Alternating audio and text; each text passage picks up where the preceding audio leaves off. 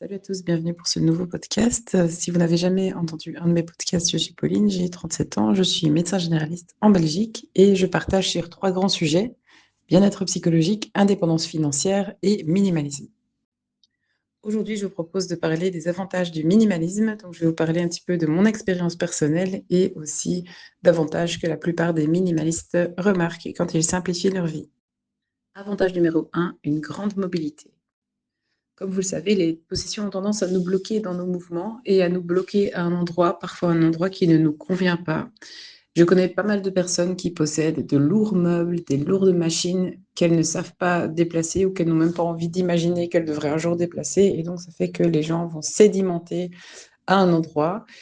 Ça m'est déjà arrivé, quand j'étais plus jeune, d'avoir des meubles lourds que je ne savais pas déplacer moi-même ou d'avoir voilà, trop de possessions, on va dire. Et je trouvais ça vraiment franchement étouffant. Je dis toujours la même chose, mais c'est la vérité. Quand vous n'utilisez que ce dont vous avez besoin, quand vous vous limitez au nécessaire, à l'essentiel, eh bien, vous êtes récompensé de 1000 manières. Et ici, dans le minimalisme, vous êtes capable, par exemple, de déménager très facilement, très rapidement. En 10 ans, je pense une dizaine d'années, j'ai déménagé peut-être une dizaine de fois et je n'ai jamais, je dis bien, je n'ai jamais dû faire appel à des déménageurs. Je connais des gens qui ont dû payer à chaque déménagement 1 millier d'euros à peu près. Et ça, c'est encore quand la distance entre les deux logements n'était pas trop élevée. Le fait d'avoir moins d'objets aussi, ça fait que vos déménagements sont moins stressants. Donc, ils vous coûtent moins cher, mais ils sont aussi beaucoup moins stressants. Une chose qui est particulièrement frappante également, ce sont toutes ces personnes qui ne divorcent pas, même dans des cas de maltraitance grave ou de désaccord, juste parce qu'ils ont acheté une grosse maison ensemble, ils sont endettés ensemble, ils possèdent des meubles qui coûtent cher ensemble, ou ils ont tellement simplement de possessions que l'idée de devoir se séparer pardon, et de devoir diviser ces possessions et de devoir les déplacer vers un autre logement, ça les fatigue déjà d'avance. Au contraire, depuis que j'ai recommencé à simplifier ma vie il y a 2 ans de ça, j'ai remarqué que tout était tellement facile. La dernière fois que j'ai déménagé, c'était l'année passée et j'ai tout pu mettre, dans ma petite voiture et j'ai fait quelques trajets. Même pas beaucoup de trajets en réalité. J'ai pas beaucoup de meubles, j'ai que des choses, légères que je sais transporter, toute seule. La plupart, c'est des choses en bois, pas du bois massif quoi, du bois léger, on va dire. Voilà, donc j'ai pu tout bouger, moi-même. Par ailleurs, on peut aussi mentionner la facilité de voyager une fois qu'on a à nouveau simplifié sa vie. Personnellement, depuis que j'ai resimplifié ma vie, partir en voyage est tellement simple parce que vous savez, quand vous avez un quotidien où vous vivez déjà en utilisant très peu d'objets, vous n'avez pas besoin d'emporter beaucoup d'objets et donc vous êtes capable en fait de faire les sacs en 2 temps, 3 mouvements. Quand vous êtes sur place là-bas, vous êtes capable de gérer facilement vos possessions. C'est pas un brol pas possible, je veux dire, c'est pas un désordre pas possible quand vous êtes sur place. Et quand vous devez repartir de votre endroit de villégiature, pardon, eh bien, c'est la même chose. Vous remballez vos affaires très facilement.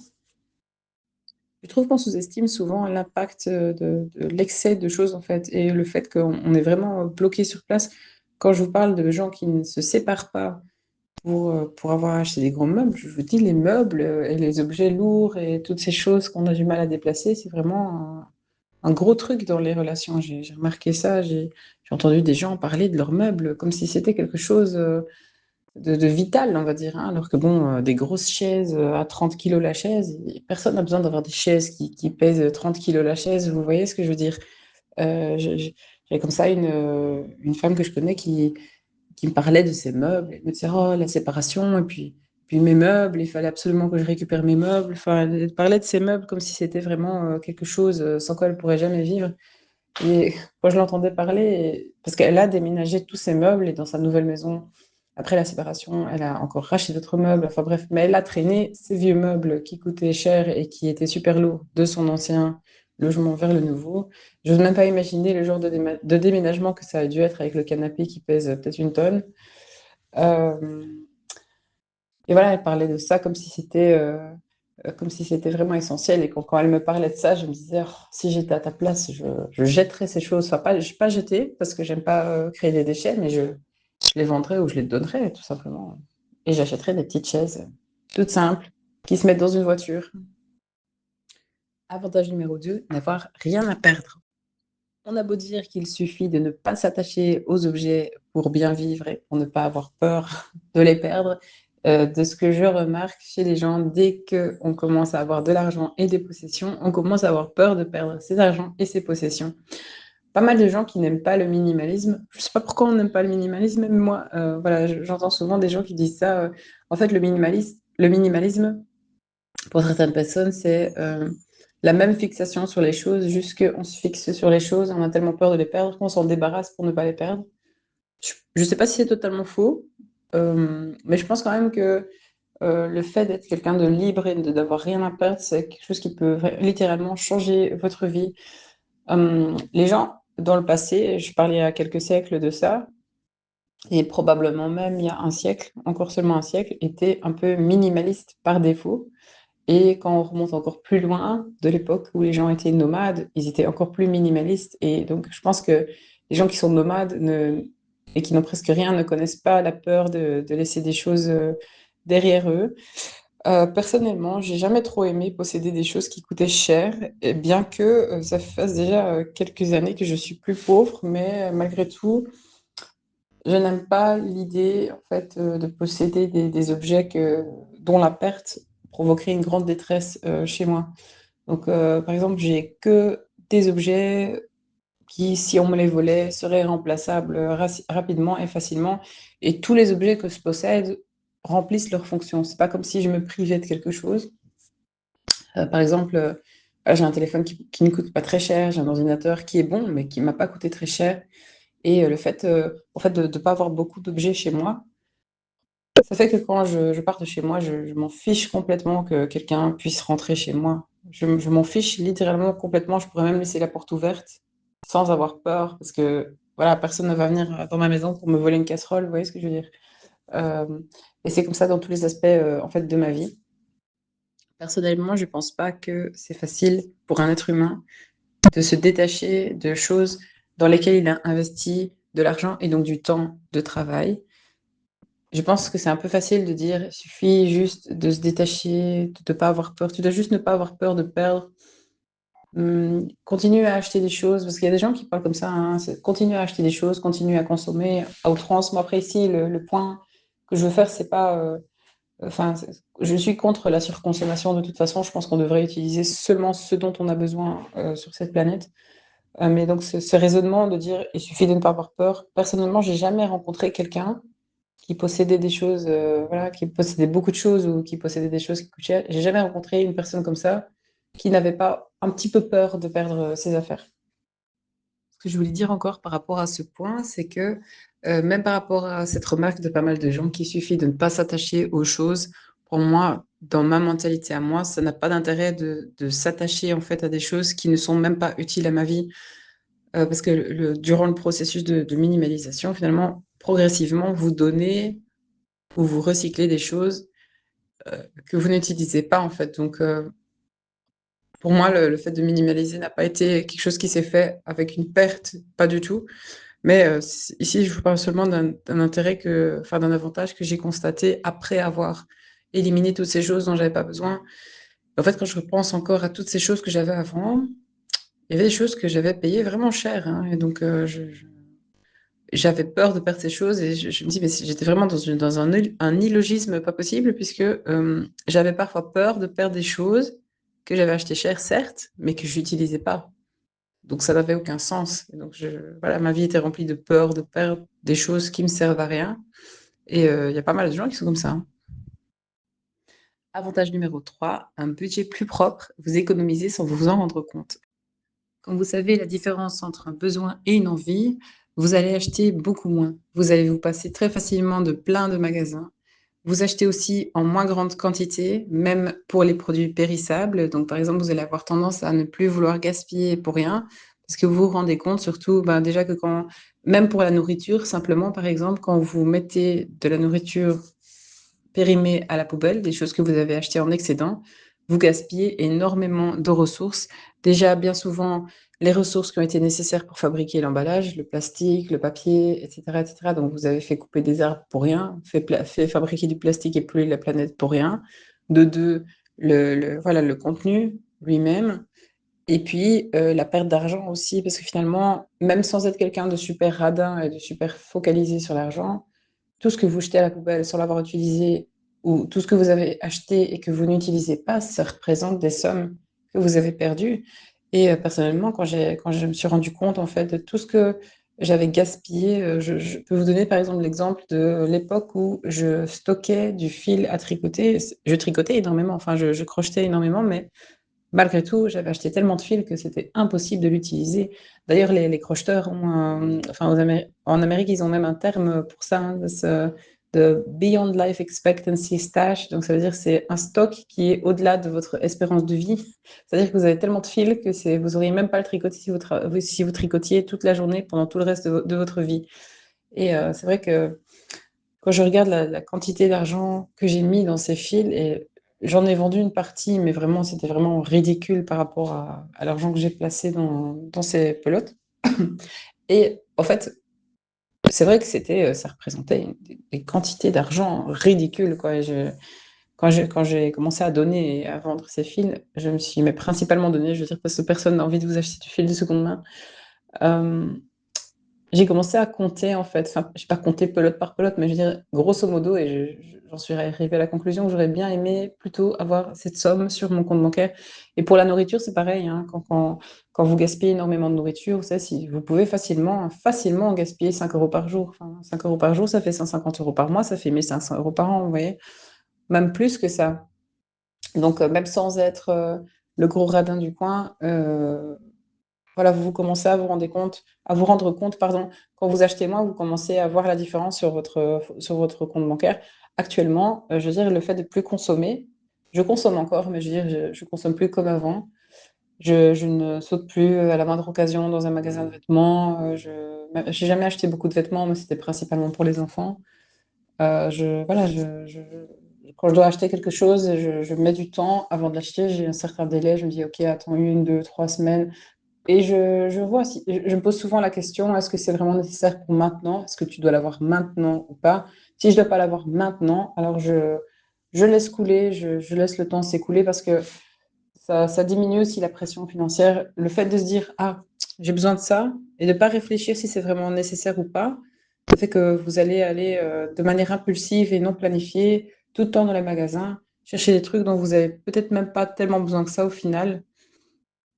Quand j'ai commencé à me poser ces questions avant de faire des achats, c'est clair que j'ai commencé à me dire en fait très très très peu de choses sont réellement nécessaires. Vous voyez ce que je veux dire? Genre nécessaire dans le sens si je l'achète pas maintenant, je peux pas continuer ma vie. Je me souviens par exemple au début de l'hiver passé, j'ai vraiment pas beaucoup de vêtements, j'ai presque pas de vêtements, je mets toujours la même chose, mais voilà, j'ai un moment où je les lave en fait, je les porte 1 ou 2 jours et puis je les lave et j'ai pas de souci avec ça, je les lave souvent et j'ai assez de vêtements en fait. Mais du coup, l'hiver passé, je sais plus ce qui s'est passé. J'avais 1 ou 2 pulls qui étaient troués, je pense. Et puis après, j'ai regardé ce qui me restait encore. Et j'étais en fait sur le point d'aller au magasin chercher un autre pull pour remplacer celui qui était troué. Et puis je me suis dit, mais en fait, est-ce que c'est vraiment nécessaire d'aller chercher des vêtements maintenant? Est-ce que je peux pas faire encore une semaine avec les vêtements que j'ai? Puis après, je me suis dit, bah, si, j'ai 3, 4 pulls, je peux faire encore une semaine avec les vêtements que j'ai. Puis après, j'ai prolongé. Et finalement, j'ai fait tout l'hiver avec les mêmes vêtements. Ça m'a pas posé plus de problèmes que ça. Et j'étais aussi propre parce que voilà, je les lave souvent, je veux dire. J'ai aussi appris cette technique à mes enfants, c'est-à-dire que quand ils ont soudain envie d'un objet, et c'est souvent des jouets qui coûtent cher, c'est souvent parce qu'ils ont vu ça dans une vidéo, dans un film ou peu importe. Je leur dis réfléchis un peu, je les responsabilise, ils ont leur propre argent, voilà, ils sont très jeunes, mais quand même. Et je dis ok, il te reste autant d'argent, réfléchis bien parce que ce jouet c'est autant d'argent. Et je leur dis bah voilà, tu peux l'acheter, c'est pas de souci, mais je dis c'est peut-être mieux si tu réfléchis. Et j'ai comme ça pu éviter voilà, des achats aussi impulsifs chez mes enfants, par exemple. Du coup, vous allez voir que sans augmenter vos revenus, vous allez vraiment respirer. Et pour moi, le fait de respirer, le fait de pas tout le temps être sous pression, c'est vraiment quelque chose d'inestimable. Ça m'offre un confort de vie.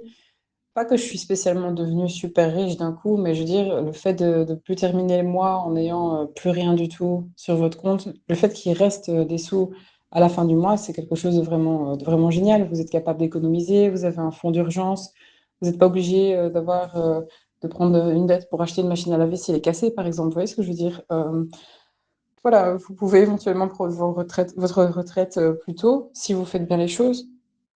Même si vous êtes quelqu'un qui est dans une situation de pauvreté là actuellement, de toute façon, le minimalisme va vous aider. De toute façon. Parce que je sais ce que disent certaines personnes. Certains disent que le minimalisme est réservé pardon, uniquement aux gens qui ont des hauts revenus, ces bobos qui ont voilà, plein de sous et qui vivent comme des rapias, qui vivent comme des gros radins et qui s'enrichissent en fait de cette manière-là. Mais moi, je ne suis pas tout à fait d'accord avec avec cette affirmation parce que j'ai vécu les deux situations. C'est-à-dire que j'ai vécu la situation de maintenant où j'ai une vie intégrée, entre guillemets. Donc, j'ai un job, je travaille comme médecin, je gagne suffisamment d'argent.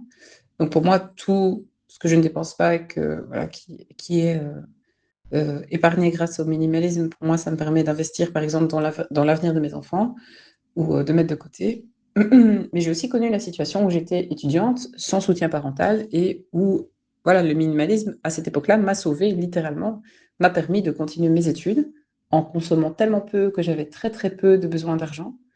Et ça m'a aussi aidée dans toutes les situations liées au fait de ne pas avoir beaucoup de sous. Par exemple, chaque fois que je devais déménager, le fait de ne pas avoir beaucoup d'objets, c'était très facile. J'ai jamais eu besoin d'un gros logement. Voilà, et puis j'étais habituée de vivre avec très très peu, donc j'avais pas cette sensation de manquer tout le temps de tout. Voilà, comme je vous l'ai dit, quelques vêtements, ça me suffit. Et voilà, donc je ne suis pas totalement d'accord quand on dit que le minimalisme, c'est uniquement pour les riches.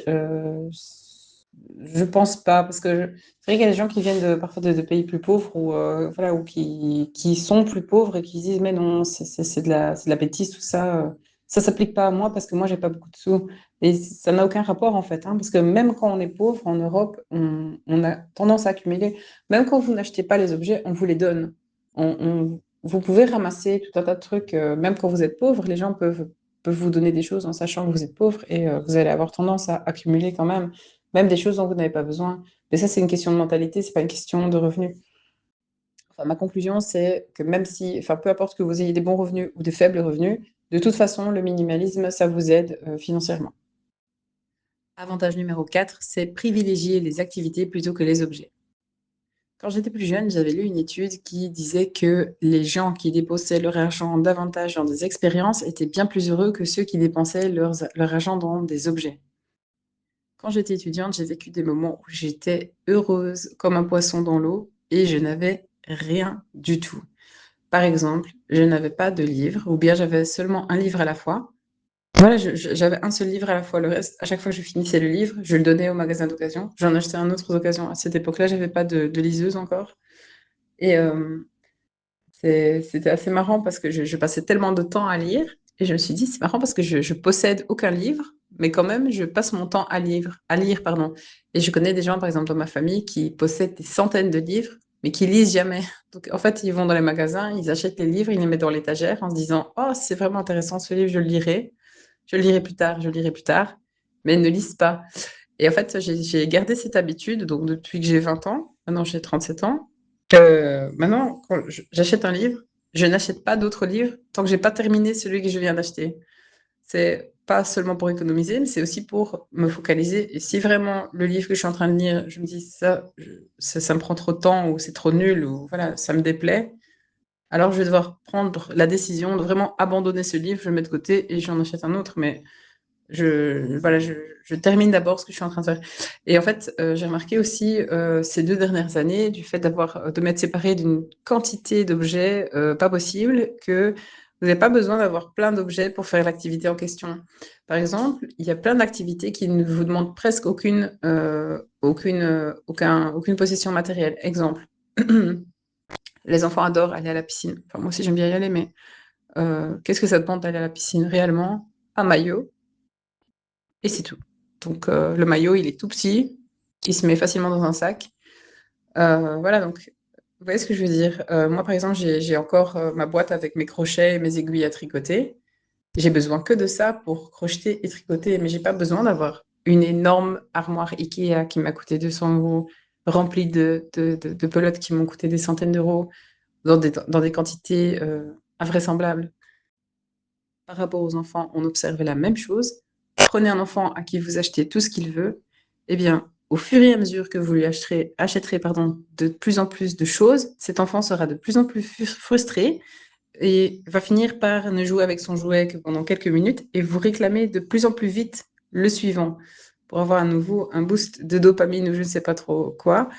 Au contraire, si vous, en fait, achetez très peu d'objets à l'enfant, mais que vous lui faites faire des activités ou lui enseignez des compétences, c'est l'effet inverse que quand vous lui achetez des objets, c'est-à-dire que son bonheur va aller crescendo. C'est un enfant qui sera de plus en plus joyeux, qui sera de plus en plus curieux, qui sera de plus en plus intelligent.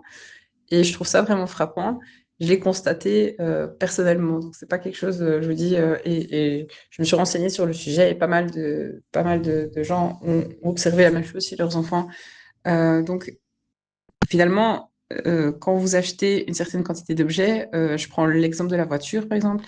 La première voiture que vous achetez, elle augmente significativement votre niveau de joie puisqu'elle vous permet de vous déplacer, elle vous permet de déplacer des choses lourdes facilement, de vous déplacer avec votre famille, etc., etc. Quand vous achetez une deuxième, une troisième, une quatrième, à la fin, à partir de la deuxième voiture, je pense que le niveau de joie que vous obtenez lors de l'achat est bien plus faible. Pareil pour les chaussures. Je veux dire par là, c'est que plus vous augmentez la quantité de possession, moins votre satisfaction est élevée, plus vous vous sentez déprimé, dépassé et vous ne savez plus où donner de la tête parce que dans ce monde de consommation, il y a tellement de choses à acheter. Si vous êtes dans cette optique que vous allez encore acheter encore et encore et encore et encore, ça se termine jamais. Alors que si vous accumulez les aventures, ben, en fait, vous vous remplissez la tête de bons souvenirs, vous augmentez votre bonheur et c'est une source en fait perpétuelle de joie. Vous vous souvenez de la promenade que vous avez faite dans tel bois, vous vous souvenez de quand vous étiez allé en famille à telle ville, voilà. Et donc, grosso modo, le minimalisme, en fait, ça détourne votre attention des objets pour la reporter sur les expériences. Avantage numéro 5, moins de stress. La surconsommation provoque énormément de stress et de déprime à plein de niveaux différents. Pour moi, me débarrasser de la plupart de mes choses et de mon encombrement matériel, ça a résolu presque tous mes problèmes. Être minimaliste, ça veut dire que vous ne gardez que ce qui vous est strictement nécessaire. Ça veut dire aussi que vous ne possédez que ce que vous pouvez gérer. Pour moi, une des grandes sources de stress dans l'existence, surtout des Occidentaux, ça vient du fait d'avoir plus que ce que vous ne pouvez assumer. Quand je vois parfois des gens avec une maison de 300 mètres carrés pour une personne, par exemple, hein, ou avec un jardin qui est aussi grand qu'un parc, tout ce qui est au-dessus de vos besoins va provoquer une quantité de travail proportionnelle et donc vous serez esclave de vos possessions. J'ai vécu ça aussi. Donc, j'ai vécu un petit peu de tout dans ma vie. Donc, j'ai vécu des périodes quand j'étais plus jeune où j'étais franchement pauvre. Et puis après, j'ai connu des périodes plus d'abondance. Et j'ai aussi connu une période où je consommais trop. Comme tout le monde, quand on commence à avoir des sous, on peut tomber facilement dans ce piège de se dire, je peux me le permettre, donc je vais le prendre, l'acheter. Donc, j'ai moi aussi vécu dans une énorme maison. C'était une maison de location, mais quand même, c'était une énorme maison de 2 étages, de presque 300 mètres carrés. Donc, quand je critique les gens, enfin, c'est pas que je critique, mais je veux dire, quand je parle des gens qui étaient dans une maison de 300 mètres carrés, j'ai vécu cette situation, donc je peux vous en parler de l'intérieur. Et voilà, une énorme maison demande beaucoup d'entretien, ça vous prend beaucoup de temps, beaucoup d'énergie, beaucoup d'argent, et vous pouvez vraiment facilement tomber dans un cercle vicieux où vous êtes en fait vraiment esclave de votre maison. Alors que quand j'ai déménagé vers un logement plus modeste, plus réaliste, on va dire, eh bien, c'était beaucoup plus facile de tout faire. Pour ce qui est de la garde-robe, c'est la même chose. Je pourrais pas imaginer de posséder des dizaines de pulls.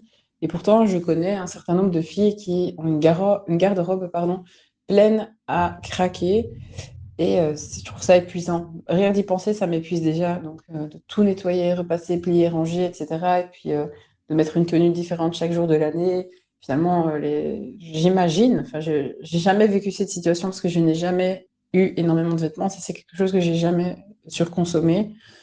Mais le fait d'avoir beaucoup de vêtements, ça fait que finalement, vous les accumulez. Enfin, je veux dire, je vois parfois chez certaines personnes vraiment des vêtements partout dans la maison, en boule par terre, dans les armoires, dans le linge sale, quoi, des piles de linge sale pas possible. Et donc, c'est énormément, c'est un grand investissement, pas uniquement le prix que vous payez pour le vêtement, mais voilà, ensuite l'impact sur votre vie. Donc à ce niveau-là aussi, le fait d'avoir très peu de vêtements, ça fait que c'est très facile à gérer en fait. Mes lessives ne sont pas énormes. Et même au niveau des courses, je me souviens que quand j'étais plus jeune, donc je vous parle pas que quand j'étais étudiante, hein, mais je vous parle de la période où j'avais déjà des revenus, où je travaillais déjà, j'avais pris l'habitude de faire des énormes courses tous les 10 jours, donc des courses alimentaires, je veux dire, hein. Et voilà, c'était une expédition, en fait, plusieurs mois par mois, plusieurs fois par mois, c'était une vraie expédition d'aller jusqu'au magasin et de faire des énormes courses avec la caissière qui vous regarde de travers. Mais bon, voilà, donc vous deviez charger une quantité pas possible voilà, de biens de consommation dans le caddie, et puis à la caisse, puis remettre dans la voiture, venir à la maison, des lourds sacs. Enfin, les courses, c'était vraiment un gros stress pour moi. Et maintenant, j'ai plus l'optique je regarde chaque jour ce que j'ai dans mon frigo et j'achète uniquement ce dont j'ai besoin. Et mes dépenses en nourriture ont évidemment diminué grâce à ça. Et aussi, j'ai plus jamais ces moments stressants où je sais que aujourd'hui, c'est le jour des grosses courses. Tiens, ça va être le gros stress pendant 2 heures. Une autre façon par laquelle le minimalisme a diminué mon stress, c'était aussi de quitter la course à la consommation. Parce que, en fait, je pense qu'il y a pas mal de choses qu'on achète, c'est pas uniquement parce qu'on en a envie, mais parce que les autres en ont envie, ou parce que ce sont des choses qui sont, entre guillemets, nécessaires pour être acceptées par d'autres personnes qui, eux, sont des surconsommateurs. Donc, c'est un peu un moment. Enfin, je me répète un peu, mais bon, vous savez, j'aime bien parler du minimalisme et puis j'aime bien partager mon expérience personnelle. C'est d'ailleurs pour ça que j'ai créé ce podcast. Donc, si je me répète, voilà, soyez patient avec moi. Non, mais je veux dire, il y a 2 ans, donc en 2024, j'ai recommencé à minimaliser ma vie parce que justement, j'étais là après quelques années oui, est-ce que je peux dire surconsommation? C'était pas extrême non plus, mais bon, je consommais comme un Européen moyen, quoi, donc c'est-à-dire trop. Et je me souviens avoir eu un pétage de plomb quand j'ai vu cette maison que j'arrivais jamais à garder rangée parce qu'il y avait tout le temps des jouets partout, des blocs partout, des vêtements partout, des pelotes de laine partout. Enfin, c'était vraiment n'importe quoi. Et en fait, je me suis rendu compte à l'époque, à ce moment-là, que je me mettais vraiment beaucoup trop sous pression parce qu'il y a pas mal de choses que j'avais achetées pour avoir une bonne image, en fait. De vouloir acheter plein, plein, plein de vêtements aux enfants. Ils en ont jamais eu. Enfin, oui, il y a eu des périodes où ils avaient vraiment beaucoup de vêtements. Voilà, de vouloir posséder ceci ou cela pour être au même niveau que les autres. Et en fait, c'est une espèce de compétition infernale. Et quand vous essayez de rester au même niveau que les voisins, eh bien, il y a toujours quelqu'un qui aura mieux, qui aura plus tape à l'œil, qui aura plus cher que vous. Et à un moment, je me suis dit, ça n'a aucun sens. Arrête de te mettre la pression, quoi. De toute façon, si vous cherchez l'approbation des autres par vos possessions, c'est un combat perdu d'avance parce que les gens critiquent de toute façon toujours. Si vous avez beaucoup de choses, on va vous dire, oh, regarde celle-là comme elle consomme, ah, elle est riche, blablabla. Si vous avez rien, on va dire, enfin, si vous n'avez rien et que vous êtes pauvre, on va vous critiquer parce que vous êtes pauvre. Si vous n'avez pas de possession et que vous êtes riche ou que vous avez de l'argent, on va dire, oh, regarde la grosse radine. À l'heure actuelle, je me sens beaucoup moins stressée qu'avant parce que je sais que ce que je fais, c'est plus écologique que ce que font beaucoup de personnes. Et même si on va me dire que ah, Pauline, t'es une grosse radine, regarde, t'as des sous, mais tu achètes rien. Non, parce que j'investis dans l'avenir de mes enfants, par exemple. J'ai pas besoin d'acheter plein d'objets pour montrer que j'ai réussi dans la vie, parce que j'ai réussi dans la vie. Vous voyez ce que je veux dire? En fait, vous arrêtez de vous tracasser en fait, de ce que les gens pensent. Et ça, pour moi, c'était vraiment une grande libération, parce que c'était vraiment une énorme source de stress. Et aussi, encore un autre point que je vais mettre dans cet avantage de moins stresser, c'est le comportement des enfants. Honnêtement, ce que j'ai remarqué, c'est que mes enfants sont beaucoup plus, comment dire, reconnaissants du fait que je leur apprends des compétences, que je leur paye des activités, plutôt que des objets. Je les amène à réfléchir sur l'impact de chaque jouet en plastique qu'ils vont avoir. Quand ils veulent acheter le dernier truc bien chimique à la mode, je leur dis, OK, si vraiment tu peux pas vivre sans cet objet, on va l'acheter, mais réfléchis bien. Par exemple, vous avez pour le moment, je ne sais pas comment ils s'appellent, c'est des squishies, enfin des espèces de trucs qu'on peut serrer avec la main et qui donnent une espèce voilà, qui change de forme, enfin bref. Et en fait, à la base, j'avais dit OK pour en acheter un, et puis je me suis rendu compte que c'était hyper chimique. Donc j'ai dit non pour ça finalement. Tout ce qui est, voilà, certains jouets sont carrément toxiques pour les enfants, donc je les amène à réfléchir là-dessus. Je dis jamais vraiment 100% non. Je dis réfléchis bien, il y a ça et ça et ça et ça. Et les enfants sont des personnes très logiques, vous savez.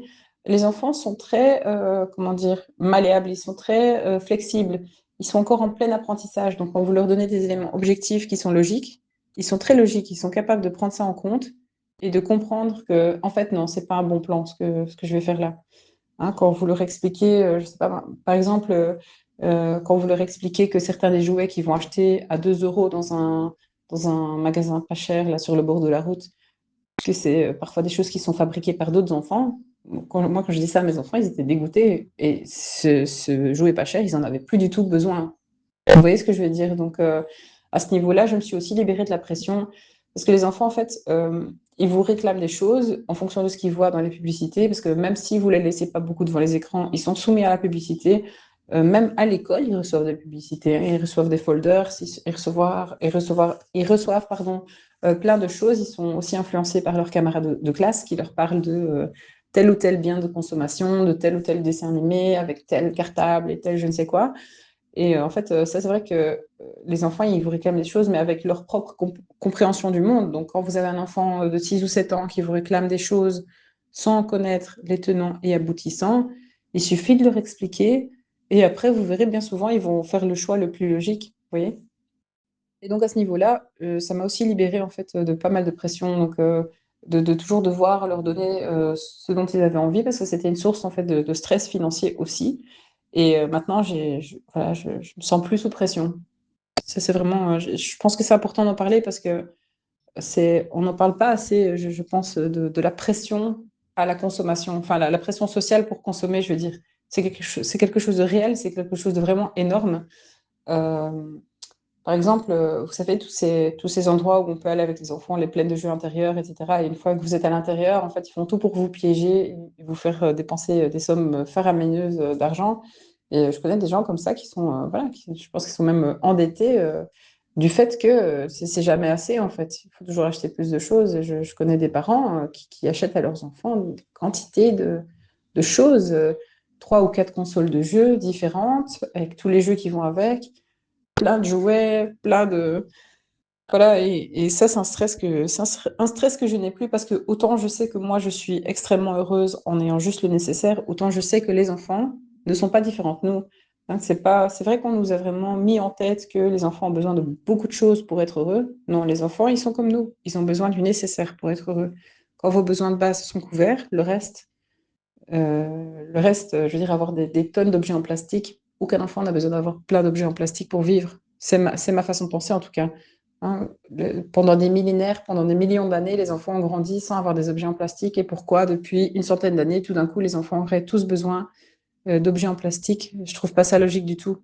Et même pour nous, pourquoi est-ce que on a toujours vécu pendant des millions d'années simplement avec juste ce dont on a besoin et puis tout d'un coup on a besoin d'avoir un entrepôt. Tout le monde, chaque personne a besoin d'avoir son propre entrepôt avec des objets. Je ne pense pas que ce soit.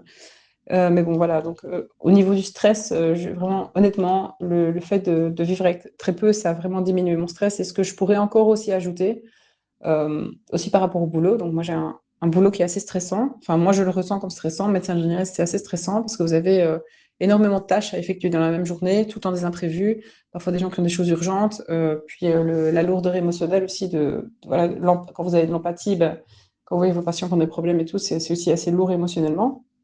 Et le fait, en fait, de simplifier au travail, ça je vous en ai parlé aussi dans un autre podcast. Je mettrai le lien dans la barre de description en dessous.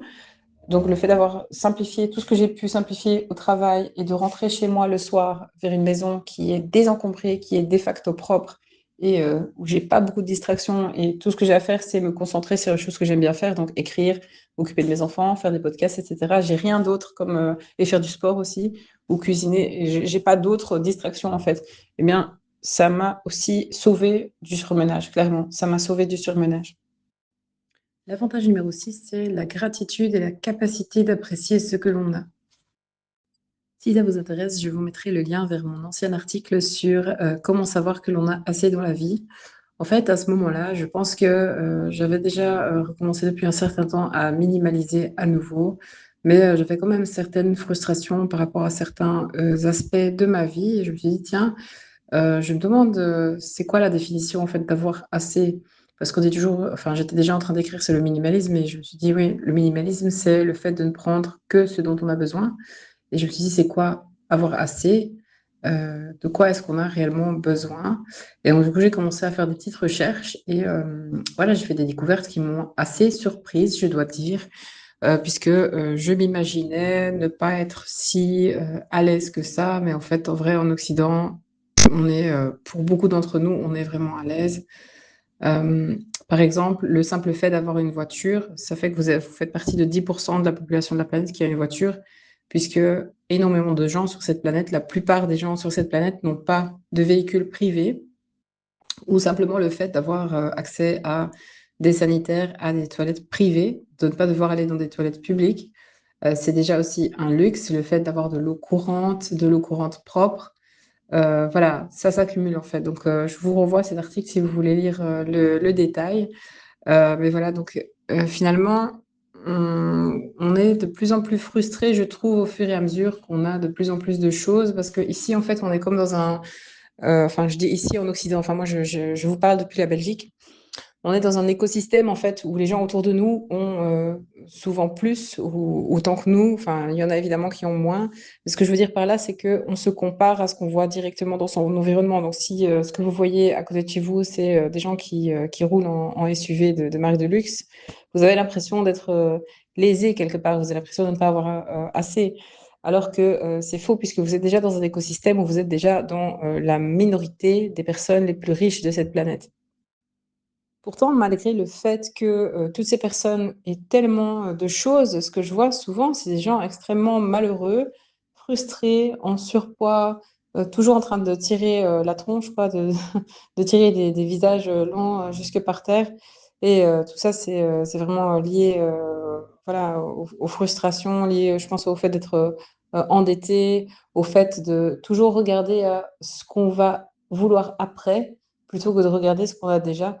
Personnellement, je marque le contraste aussi, enfin, je remarque le contraste aussi chez moi personnellement, c'est-à-dire que euh, à une époque où j'avais plus de choses, donc une maison plus grosse, voilà, plus d'objets, parfois des objets qui coûtaient cher, où je faisais plus de dépenses de manière globale, eh bien, je me souviens qu'à cette époque-là, j'étais on ne peut plus déprimée, j'étais frustrée, j'étais toujours stressée, mais toujours stressée, vraiment, pas seulement à cause du travail, mais aussi le stress en fait de keeping up with the Joneses, si vous voyez ce que je veux dire.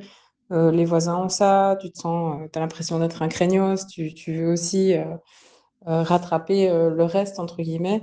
Et j'étais vraiment pas heureuse. Et puis surtout l'accumulation de choses, mais c'était un encombrement pas seulement matériel, mais aussi digital. Vous savez, maintenant, j'ai supprimé tellement de choses, même les réseaux sociaux, même, enfin, même si je fais une exception pour YouTube, parce qu'évidemment, j'ai besoin d'une plateforme pour vous parler, mais à part ça, j'ai supprimé tellement de choses et je me souviens à l'époque que j'étais tellement dépassée tout le temps, j'étais tout le temps débordée en fait. Même quand j'étais chez moi, je me sentais pas relax parce que j'avais trop de trucs à faire. Fallait nettoyer ci, fallait nettoyer ça parce que forcément quand vous avez plein d'affaires, elles sont dans le désordre, il faut les remettre à leur place. Et puis quand vous avez des enfants, ben, les enfants déplacent aussi les choses, hein. C'est pas, vous ne vivez pas tout seul dans la maison. Puis ces choses prennent la poussière.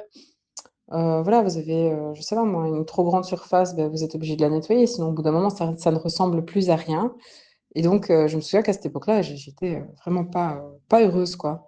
Et en fait, j'étais pas du tout non plus, comment dire, reconnaissante de ce que j'avais. Je vivais pas dans une espèce de gratitude permanente en me disant, j'ai quand même la chance d'avoir une machine à laver, j'ai quand même la chance de pouvoir rouler en voiture. Vous voyez ce que je veux dire? Alors que quand j'ai commencé en fait à minimaliser, en fait, je me suis, enfin, au début, évidemment, j'ai jeté tout ce qui était cassé, enfin, recyclé autant que possible. J'ai supprimé, enfin, donné tout ce qui était doublon, donc toutes les choses que j'avais en plusieurs copies, alors que c'était pas nécessaire. Et puis, je me suis attaquée à toutes ces choses dont j'avais pas besoin. Et puis, en fait, au fur et à mesure que je donnais toutes ces choses, je me rendais à chaque fois compte que ça, encore une fois, c'était du superflu, quoi. Ce que je suis en train de donner là maintenant, c'était du superflu. J'ai vécu avec plus que ce dont je n'avais besoin et donc on ne peut pas ne pas être reconnaissant quand on peut se permettre plus que le nécessaire. Maintenant, même si j'ai un vieil ordinateur qui a 7 ans, qui m'a pas coûté cher, d'une marque, voilà, entre guillemets «bas de gamme», il fonctionne très bien, je fais, mon boulot avec, voilà, je peux taper mes livres avec, je peux, faire mes vidéos avec, il me sert très bien et je suis très reconnaissante d'avoir cet ordinateur. Je me dis pas: «Ah, j'aimerais bien avoir le dernier ordinateur, voilà, dernier cri, j'aimerais avoir un truc, plus tape à l'œil», pas du tout. Je suis en train de vous faire un podcast d'ailleurs sur un vieux téléphone que j'ai depuis des années et j'essaye, bon, évidemment, les smartphones se cassent assez facilement, donc j'en ai eu quelques-uns depuis que j'ai 26 ans, donc voilà, en une dizaine d'années, j'en ai eu quelques-uns parce que voilà, l'écran se casse à chaque fois. Mais sinon là, ça fait plusieurs années que j'ai celui-ci et il est tout cassé, l'écran est tout cassé. Mais malgré tout, voilà, j'ai la chance de tenir dans ma main un smartphone qui est comme un mini ordinateur qui me permet d'enregistrer mes podcasts sans devoir avoir de micro, sans, voilà, ça me permet de prendre des photos, ça me permet de faire énormément de choses et voilà, c'est ça un des avantages du minimalisme. L'avantage numéro 7, c'est un grand gain de temps. Quand vous êtes minimaliste, vous gagnez une quantité de temps incroyable. Vraiment, si vous avez l'impression que votre temps file à une vitesse folle et que vous n'avez jamais le temps de faire ce que vous voulez, je ne sais pas si vous avez un rêve, par exemple, apprendre une nouvelle langue, apprendre à faire de la musique, apprendre une nouvelle compétence ou un nouveau sport, ou bien vous n'avez jamais le temps, je ne sais pas moi, si vous avez des projets personnels, vous n'avez jamais le temps voilà, de mettre, de vous investir, on va dire, dans ces projets, eh bien, je vous conseille vraiment de simplifier votre vie et débarrassez-vous de tout ce qui vous encombre. Parce que vraiment, ça va vous aider en fait sans effort à constamment travailler à vos priorités. Donc, pourquoi est-ce que le minimalisme vous aide à gagner du temps? Une des premières choses qui m'a le plus soulagée personnellement quand j'ai commencé à avoir moins d'objets, c'est que j'avais moins de choix à faire. Donc en anglais, ils ont même un terme pour parler de ça, decision fatigue. Ça veut dire que vous êtes épuisé en fait devant tous les choix que vous avez à faire en fait quelque part. C'est clair que si vous n'avez dans votre armoire que des vêtements que vous adorez en petite quantité, donc pas beaucoup de vêtements, mais ils sont tous excellents, on va dire, peu importe le vêtement que vous choisissez le matin, vous vous sentirez bien parce que vous savez que ce sont des vêtements dans lesquels vous vous sentez à l'aise, que ce sont des vêtements de qualité, que vous les aimez bien, et cetera. Alors que, par exemple, comparé avec une situation où vous avez une garde-robe qui déborde à ras-bord, voilà, avec des tonnes et des tonnes de vêtements, mais dont plus de la moitié, vous les mettez jamais parce que soit ils sont moches, ils sont pas à la bonne taille, ou bien finalement ils sont tellement de mauvaise qualité, vous vous sentez pas à l'aise quand vous les portez. Bah, le matin, à chaque fois, tous les matins, vous allez vous retrouver devant cette garde-robe à vous dire: «Oh, qu'est-ce que je vais mettre aujourd'hui?» et c'est une grosse galère. Donc ça m'a vraiment, beaucoup aidée. Donc c'est pas uniquement vrai pour, les vêtements, mais c'est aussi vrai, par exemple, pour, l'alimentation. Vous savez, moi, il y a tout un tas de trucs en minimalisant que je n'achète juste plus, en fait, ou presque plus. Donc j'ai plus ce souci quand je rentre dans un supermarché, je sais que les choix sont limités parce que, voilà, par exemple, pour moi, bah, c'est si j'achète, des boissons ou je ne sais quoi ou voilà, du fast-food, je ne sais quoi, ça c'est uniquement le vendredi. Donc les autres jours de la semaine, la question ne se pose pas. Et donc tout un tas de trucs, je passe juste à côté sans les acheter dans le supermarché. Et à la maison, c'est la même chose. Et donc du coup, c'est des repas simples, sains et qui me demandent pas de réfléchir en fait pendant 3 heures à ce que je vais préparer aujourd'hui. Puis évidemment, le gain de temps qui est lié au fait que vous avez moins de choses à entretenir, moins de choses à ranger, une plus petite surface à nettoyer. Heu, Vous avez aussi moins de temps passé dans les magasins parce que clairement quand vous arrêtez, moins en fait vous avez d'objets et moins vous consommez, moins vous avez envie de consommer. Donc moi par exemple là je me sens complètement, contente avec ce que j'ai et c'est plus du tout un effort pour moi de devoir attendre 2, 3 semaines, voire 2, 3 mois avant d'acheter quelque chose que je convoite. Je vais donner un exemple, par exemple, j'ai arrêté d'utiliser, tout ce qui est, Sachets, sacs et tout ça, ça fait déjà des années de ça, hein. J'ai des sachets, des sacs réutilisables en tissu depuis que j'ai l'âge de 18 ans, je pense. Donc, ça fait la moitié de ma vie, j'ai pas utilisé ces petits sacs qui polluent la planète magnifiquement.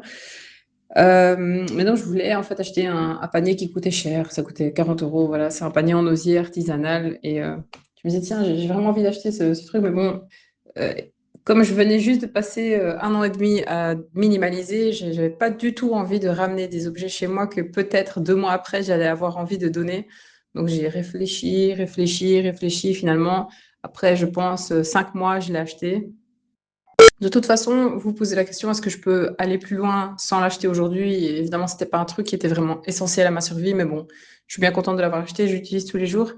Mais ce que je veux dire par là, c'est que vous avez de moins en moins d'envie, en fait, et vous courez moins vite dans les magasins. Avant, je me souviens que mes samedis, je me disais toujours, oh, je travaille toute la semaine et j'ai que le samedi pour aller dans les magasins. Et finalement, maintenant, bah, mes samedis sont libres, en fait. Parce que j'ai plus besoin d'aller dans le magasin. Je sais pas trop, je me souviens plus, en fait. Mais enfin, ouais, en fait, je me souviens plus ou moins.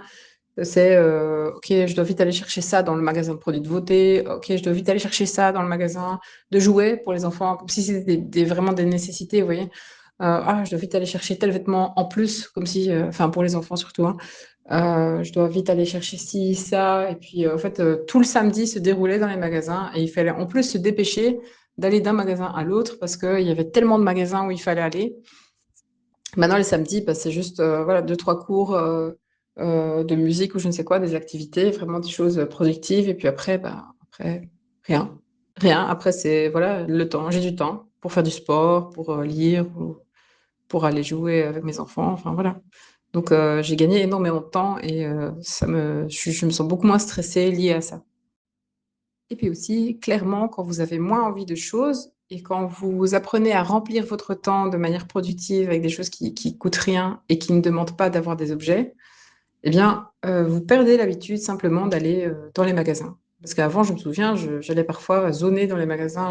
Je ne savais même pas ce que je voulais acheter, que j'allais en fait dans le magasin, je tournais en rond, je tournais en rond, et puis je voyais un truc finalement que je trouvais que c'était une bonne idée. Je me disais, ah tiens, c'est ingénieux ça, je vais en prendre un.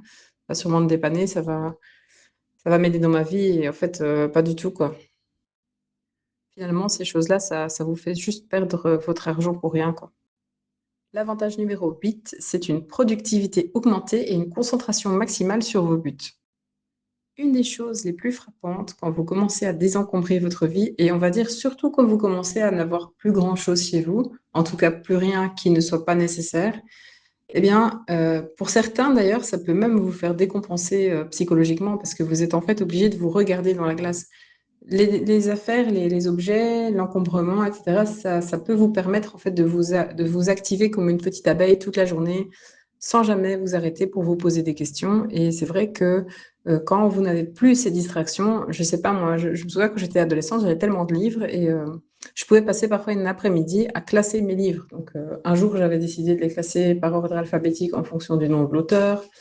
Une autre fois, j'avais tout reclassé parce que j'ai décidé de classer par ordre alphabétique en fonction du titre cette fois-ci. Et donc, voilà, ça me gardait occupée. Mais bon, à la fin, quand vous décidez de ne prendre que ce dont vous avez besoin sur cette planète, il y a un moment où ça coince. C'est-à-dire qu'il y a un moment où vous devez vous regarder, vous devez en fait, enfin, c'est pas que vous devez, mais je veux dire, ça se fait naturellement. Vous, vous commencez à avoir du vide en fait. Ça crée du vide dans votre vie. Et ce vide, vous vous rendez compte que vous allez devoir le remplir et parfois vous ne savez pas par où commencer. Et c'est vrai que ce vide, ça va vous pousser à réfléchir et ça va vous aider en fait à comprendre ce qui est vraiment important pour vous dans la vie. Parce que si je prends encore mon propre exemple, euh, le fait d'avoir donné plein d'objets que je n'utilisais pas, au fur et à mesure, je me suis dit, mais ok, c'est quoi le but de ma vie alors? Enfin, je veux dire, je donne ok, des vieux jouets cassés, je donne tous ces livres. Enfin, en fait, j'avais plus vraiment beaucoup de livres, mais bon, je donne par exemple des ustensiles de cuisine que je n'utilise pas.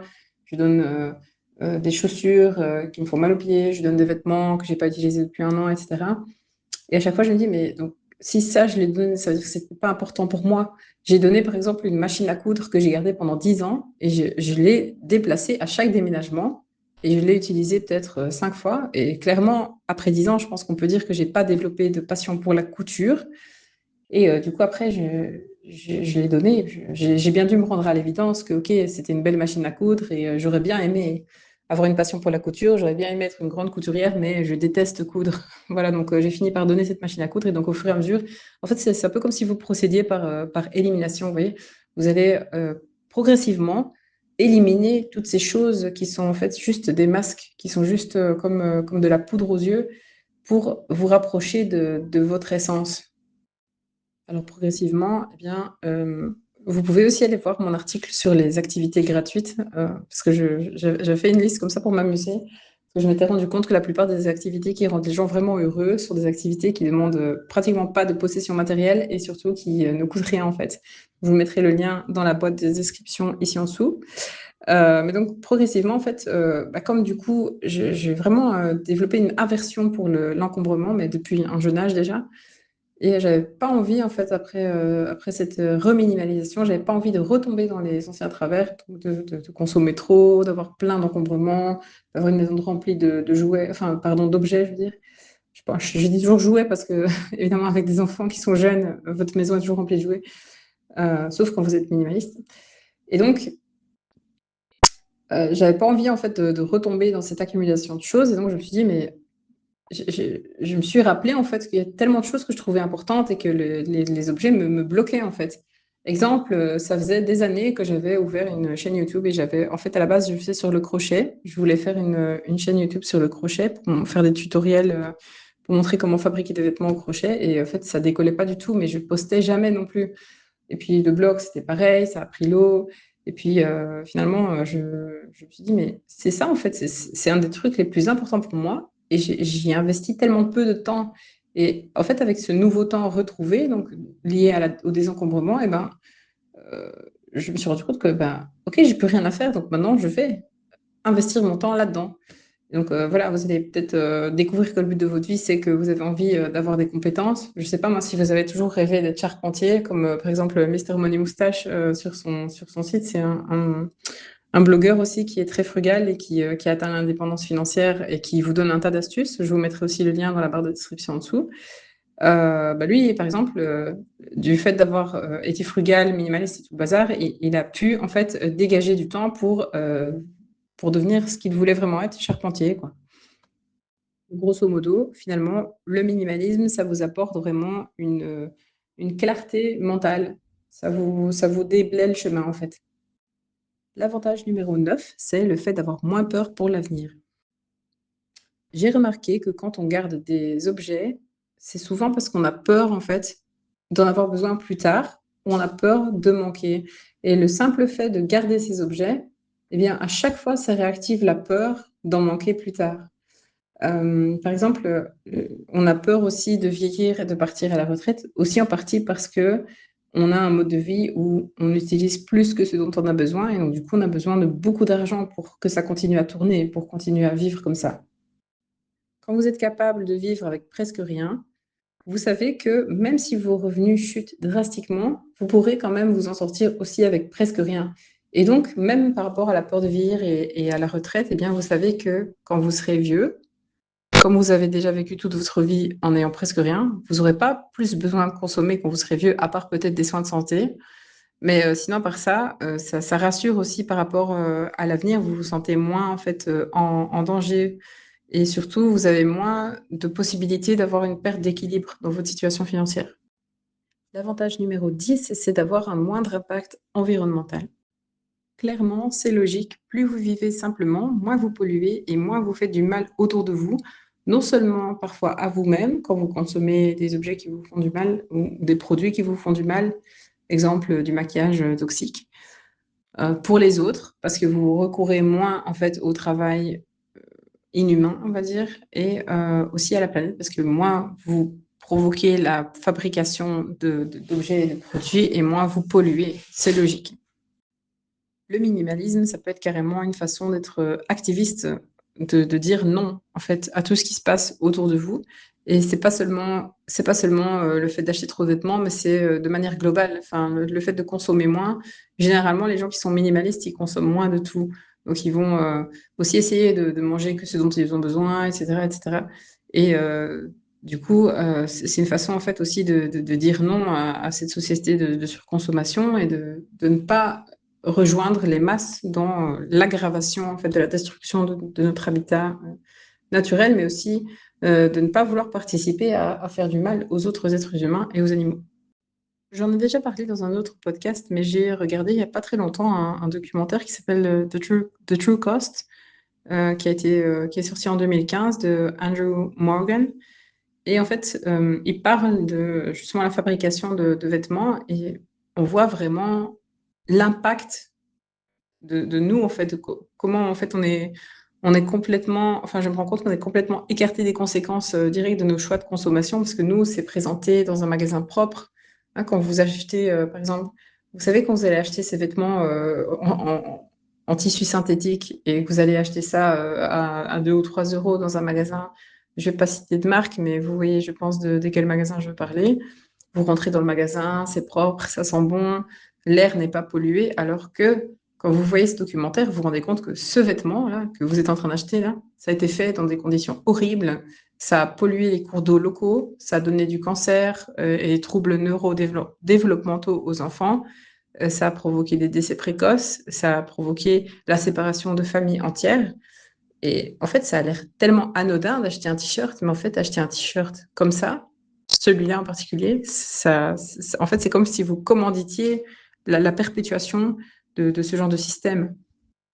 Voilà, donc ce podcast, c'était un petit peu long, mais comme vous savez, je suis vraiment passionnée de ce sujet, donc j'espère que c'est votre cas aussi.